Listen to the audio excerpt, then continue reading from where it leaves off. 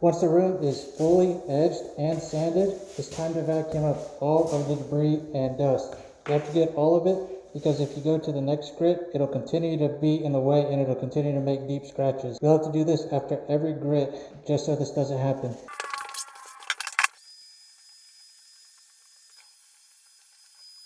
Getting the dust out of the way also shows you any spots that you missed. So some of these spots, these low spots, I'm going to have to go back over again to get the diagonal scratches out. After vacuuming, I'm going to go up to the next grit size and sand with the grain only. At this point, you will not be sanding diagonally, you will only be sanding with the grain. So now I'm going to switch from the 24 grit to the 60 grit. If you previously sanded with the 36 grit, you would do the same thing. You could also go with, say, a 50 grit, but I'm just going to skip straight to the 60 grit. The process of going with the grain and overlapping and also edging is the exact same. The good thing about the edging is that you don't have to get all the way up to the shoe molding because you won't be able to tell that it's just rough grit there. So it's fine if you just go as close as the machine will go without having to tilt it.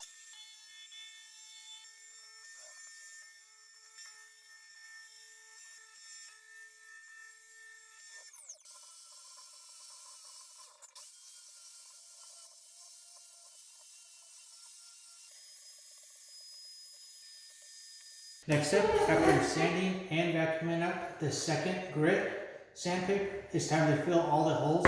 So this is filling it right before doing the final grit. Make sure and really push it down into the hole so it's not just floating on air.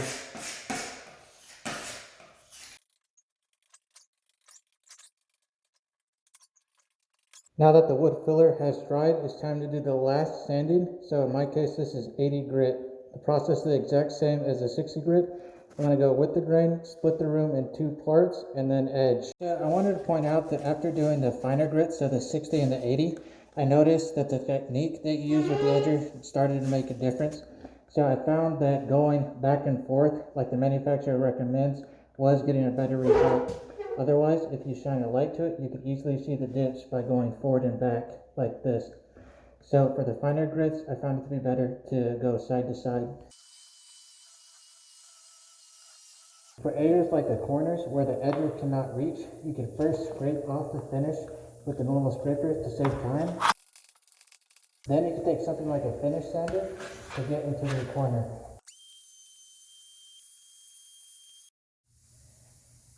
For the really hard to reach areas, you could use an oscillating tool with a sander attachment. So I have 60 grit on this. After doing the sanding with the 80 grit and doing a quick vacuum to pick up the dust, it's time to do a very thorough job of vacuuming all the surface area in the room, especially the fan if you have one. You might not be able to see it, but there is a fine layer. So I'm going to make sure my finger's clean. You can see that there's a bunch of dust on it. You don't want this on here because it'll just make it look like a matte finish. So it's time to do a very thorough job. You don't have to worry about the ceiling or anything, of course, but the walls will definitely need to be vacuumed and then likely mopped with some sort of microfiber towel just to get all the fine dust off. Same for the doors and any mirrors that you might have.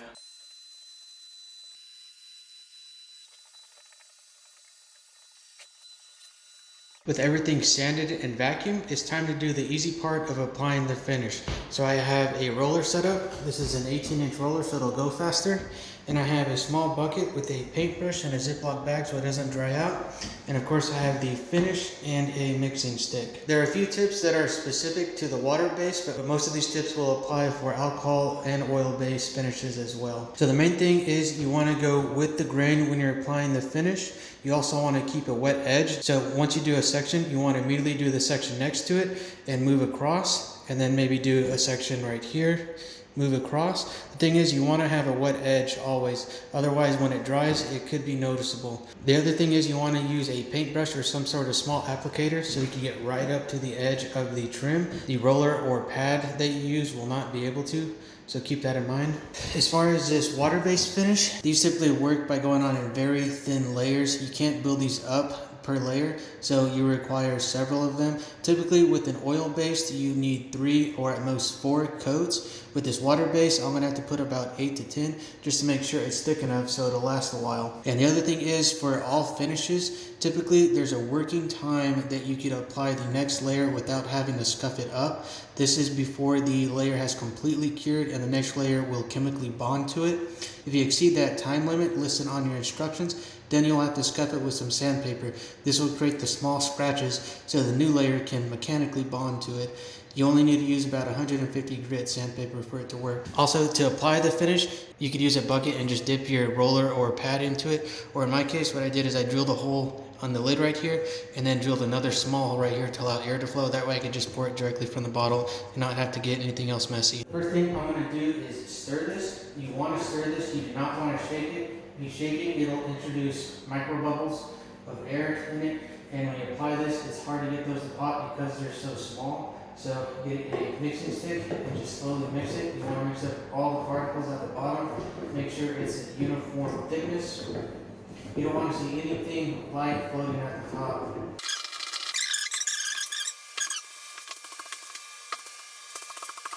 Now I'm going to apply the finish. So I have my finish already in this little bucket here. So what I'm going to do is do the edges first. I'm just going to come here, go along the edge, and go the width of how far I want to work it. So my sections are only going to be about 4 feet. So quickly go on the edge right up to the trim. And as far as this direction, I'm only going to go probably about 4 feet as well. Next, I'm going to take my finish and run a bead of the finish right here and then right here. That way it'll uniformly distribute. So one quick bead, one quick bead, then start rolling it off.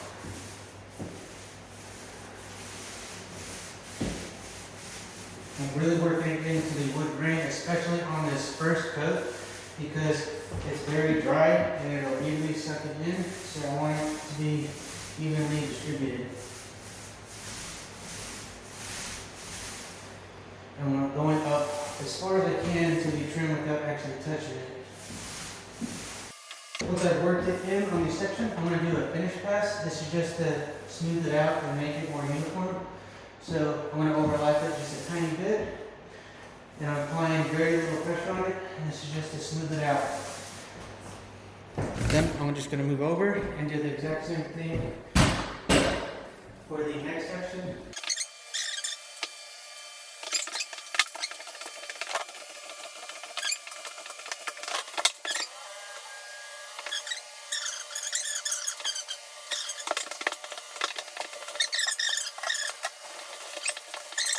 Once I've done my first section right here, I'm going to go back to the starting point over here and run across, since this edge is probably starting to dry right now. Also, I would suggest keeping the fan off at this point and all the blinds closed so the sun can't hit this and dry it out faster.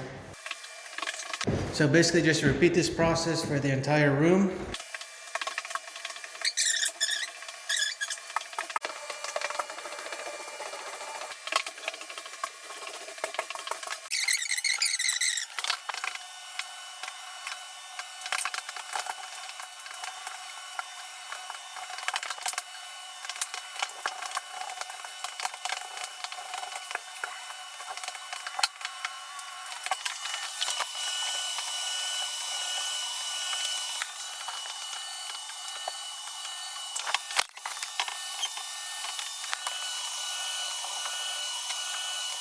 Now just repeat the steps for how many coats you want to do before you have to scuff it. While it's drying, you will need to put these away from air. So I'm going to put this in a trash bag so it seals it.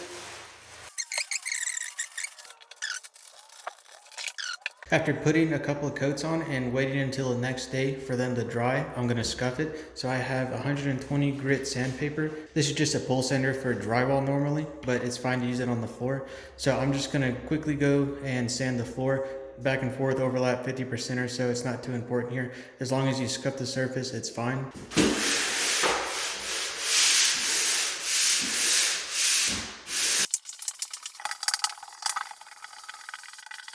Next, I'm going to thoroughly vacuum the floor. Now I'm going to continue to add coats and letting them dry, just like I did the first day. And here's the floor after doing 6 coats. Because of the limited time, I ended up doing this over 3 days, so I did about 2 or 3 coats per day and then scuffed in between. But I built it up so that it completely covers all the wood grain You don't have to go this deep. I'm just making it this thick just so the wear layer is as thick as possible for a rental. You want this to last as long as possible. So I built it up as much as I could without looking weird. It's fine if the grains are still exposed in the flooring as long as there's a thin coat. You just won't have as long before it wears through to the bare wood. Here's a wide view of the room when it's finished. This is a satin finish, so it's not supposed to be so shiny. I did this because I don't want scratches showing up, so I could go longer in between refinishing. I also did not stain it for the same reason. Because this is such a varied color between the red oak and white oak and the darker oaks, it makes it very difficult to see any scratches, and it just appears like it's part of the wood. Now that the finish is done, it's time to put back all the vents and anything else that you removed beforehand. I'm also going to be putting on some new floor transitions.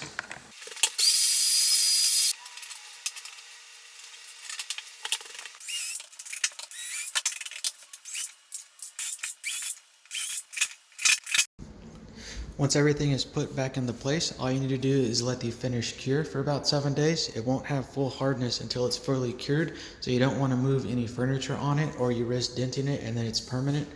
So be very easy on it, especially with shoes. You don't want to mark it up, but that's about it. So here's a close-up of the finished product. Came out all right.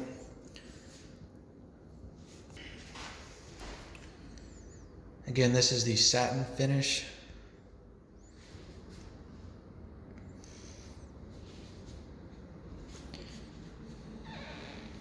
Now I'm going to go over how much material I use just to give you an idea of how much it'll cost for you to refinish it yourself. In terms of materials used, this is 3 bedrooms totaling 400 square feet. I used 4 of the 24 grit belts, 4 of the 60 grit, 3 of the 80. For the edger, I used 4 of the 24 grit, 4 of the 60, and just 1 of the 80. I ended up using almost 4 full gallons of the finish. I just have a tiny bit left. Thanks for watching.